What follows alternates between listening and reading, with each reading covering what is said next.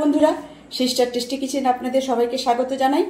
আর আজকের রেসিপি ছিল মুঙ্গিরি কচুরি আর কারি, বেসনের কারি। তো মুঙ্গিরি কচুরির সঙ্গে বেসনের কারি খাওয়ার জন্যে এটা একটা প্লেটিং করেছি।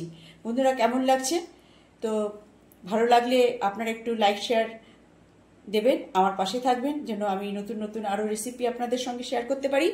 আর এই মুঙ্গিরি কচুরির সঙ্গে এইভাবে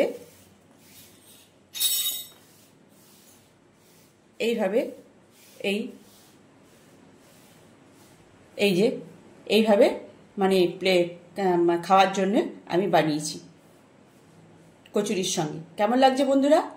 ভালো, আশা করি ভালো লাগছে। আপনারাও বানিয়ে খাবেন, সামান্য রেসিপি। আর আজকে এই পর্যন্ত, বাই।